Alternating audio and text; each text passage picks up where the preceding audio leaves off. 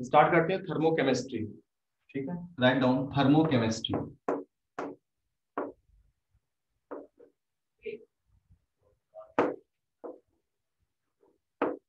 Thermochemistry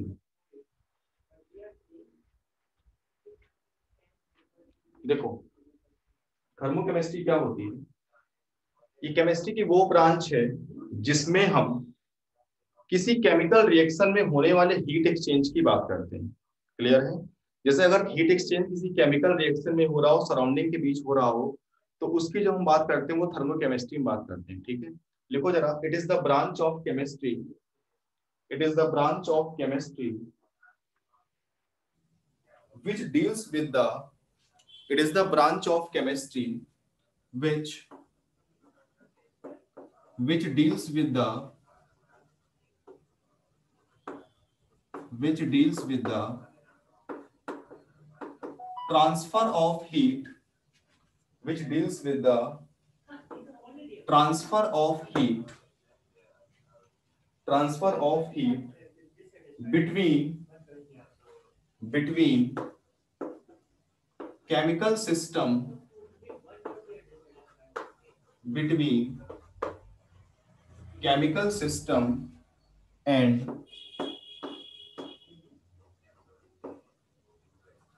surrounding, between chemical system and its surrounding.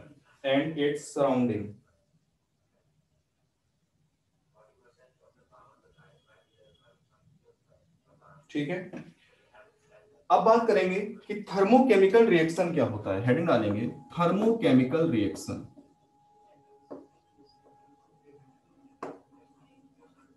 Thermochemical reaction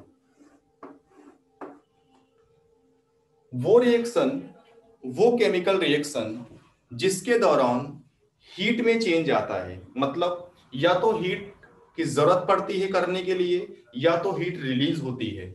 मतलब जब chemical reaction करानी होती है, या तो हीट हमें उसकी जरूरत पड़ती है और या तो हमें कराना पड़ता है। क्लियर है? लिखो जरा, those reaction which are those type of reaction, those type of reaction which are releases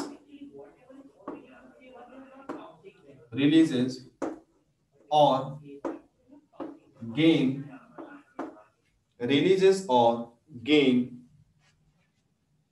heat during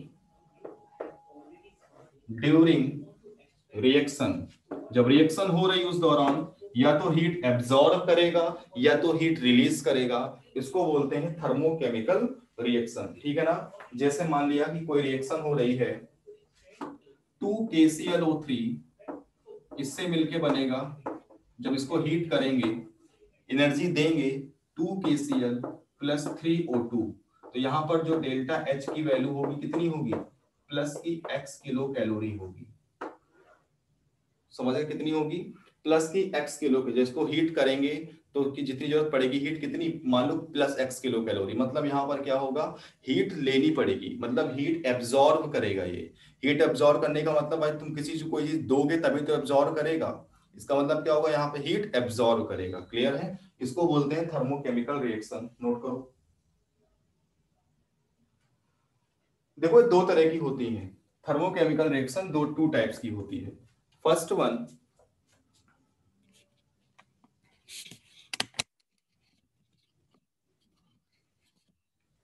पहला होता है एंडोथर्मिक रिएक्शन। फर्स्ट वन,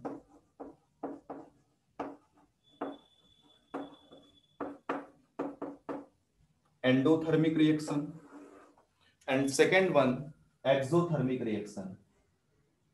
पहला होता है endothermic reaction and second one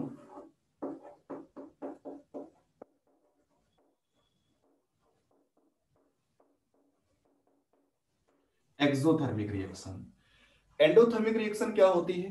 वो रिएक्शन जिसमें हीट, कोई रिएक्शन केमिकल प्रोसेस एब्जॉर्ब करता है। ड्यूरिंग प्रोसेस हीट क्या होती है? एब्जॉर्ब होती है। इसमें क्या होता है, जो डेल्टा एच की वैल्यू होती है वो क्या होती है, पॉजिटिव होती है। अब आप कैसे पहचानोगे कि कोई रिएक्शन एंडोथर्मिक है या एक्सोथर्मिक है? सुनो, दो तरीके पहचानने के। या तो कोई रिएक्शन हो रही हो ए से बी, कोई रिएक्शन हो रही है और अलग से डेल्टा एच की वैल्यू लिखी है, जो एंथैल्पी हीट है कितनी, प्लस की एक्स लिखी है, किलो कैलोरी या किलो जूल जो भी है उसकी यूनिट वो लिखी है। या फिर ए प्लस एक्स किलो कैलोरी, मतलब रिएक्टेंट की साइड में अगर हीट ऐड है इसका मतलब क्या है, वो एंडोथर्मिक रिएक्शन है। कैसे रिएक्शन है, एंडोथर्मिक। तो ये दो तरीके होते हैं पहचानने के एंडोथर्मिक के, या तो ए टू बी और अलग से तुम्हें प्लस पॉजिटिव में हीट दी हो, या तो हीट ऐड हो किधर, रिएक्टेंट साइड ऐड हो, तो वो एंडोथर्मिक का प्रोसेस होता है। क्लियर है? दूसरा एक्सोथर्मिक क्या होता है, इसमें हीट रिलीज होती है। यहां पर क्या होती है, एनर्जी या हीट क्या होती है, रिलीज होती है हीट। कहने का मतलब है अगर कोई केमिकल रिएक्शन ए से बी हो रही है, तो अगर आपको डेल्टा एच की वैल्यू दिया है माइनस का एक्स किलो कैलोरी या किलो जूल जो भी दिया है, तो एक्सो होगी। या फिर ए से बी और जो एक्स किलो कैलोरी हीट है वो प्रोडक्ट की तरफ ऐड है, इसका मतलब आप क्या बस समझ जाओगे कि रिएक्शन कैसी, एक्सोथर्मिक, मतलब वो निकल रही है बाहर। ठीक है, अगर प्रोडक्ट की तरफ हीट ऐड है तो एक्सोथर्मिक, रिएक्टेंट की तरफ ऐड है तो एंडोथर्मिक होगी। क्लियर है? तो ये होता है थर्मोकेमिकल रिएक्शन। क्लियर है? जल्दी से नोट डाउन करो, फिर आगे बात करें इसके रूल्स। अब हम बात करेंगे rules of thermochemical reaction. Rules of thermochemical reaction, thermochemical reaction के रूल्स की बात करेंगे। ठीक है ना? सबसे पहला रूल क्या है, सबसे पहला, अगर कोई रिएक्शन ए से बी हो रही है और इसमें जो हीट चेंज है वो कितना है, प्लस का एक्स किलो कैलोरी, तो अगर रिएक्शन को हम रिवर्स करते हैं तो हीट का जो साइन है वो रिवर्स हो जाता है। अगर बी से ए के लिए देखेंगे तो फिर क्या हो जाएगा, डेल्टा एच की वैल्यू माइनस का एक्स किलो कैलोरी हो जाएगी।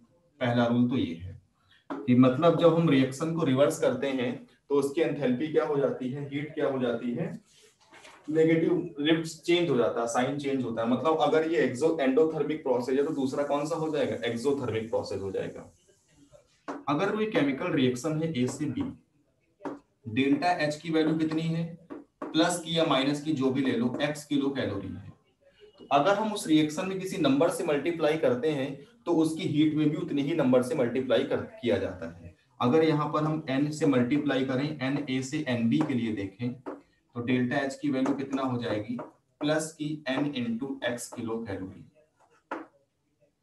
ठीक है ना? अगर हम किसी रिएक्शन में नंबर से मल्टीप्लाई करते हैं तो उसकी हीट में भी उतने ही नंबर से क्या होता है, मल्टीप्लीकेशन होता है। क्लियर है?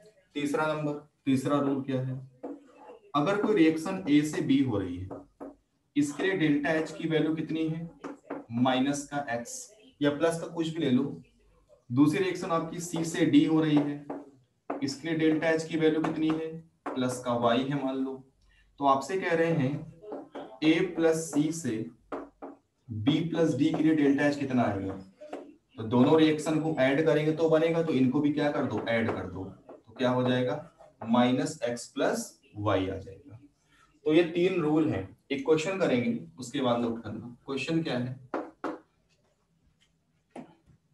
क्वेश्चन ये है, if the heat of reaction, if heat of reaction, if heat of reaction A plus 5B change 2C plus 3D, if heat of reaction is, कितनी है इस रिएक्शन की, -50 किलो जूल, -50 किलो जूल पर मोल, कितनी है, minus का 50 kilo joule पर मोल है।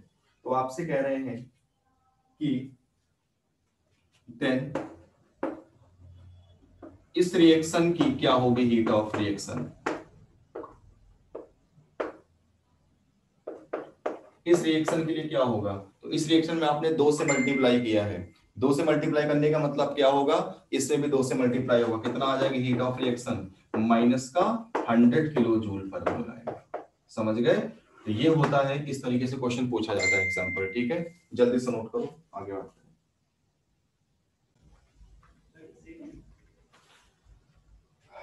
किरचॉफ इक्वेशन हेडिंग डालेंगे,